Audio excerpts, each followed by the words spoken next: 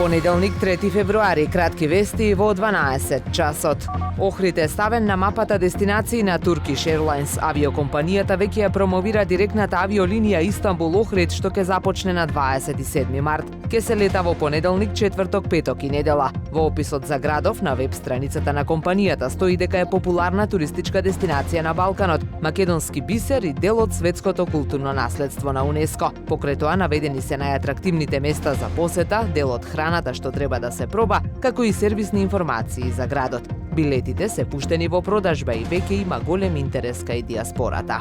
Работиме на нормализирање на цените на комерцијалните станови што ги гради државата, вели министерот за транспорт Александар Николовски. Комерцијална зграда веќе се гради во Битола, а следно ќе се гради и во Охрид, каде цената ќе биде околу 1000 евра за метар квадратен, рече Николовски. Ова особено добро ќе дојде за многу млади брачни парови кои не можат да си дозволат да плаќаат по 2 до 2500 евра за стамбен квадрат. Македонската традиционална теквондо федерација има 23 лиценцирани тренери, од кои 12 се А, 11 Б класа, како и 10 комплетни меѓународни судии, кои освен како бодовни, сега ќе можат да се и централни судии, информира председателот на федерацијата Маријанчо Лазаревски по одржаниот национален семинар во Охрид. Па така Давид Велковски ќе суди на следното европско првенство, што кон крајот на април ќе се одржи во Естонија. За следниот период Лазаревски најави учество на меѓународниот надпревар Тирана Open 2025 на 22 и 23 февруари, како и на државното првенство што на 15 март ќе се одржи во Охрид.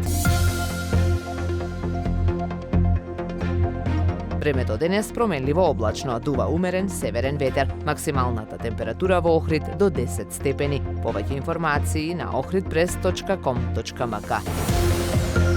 Уредник и водител на вестите Даниела Спасик.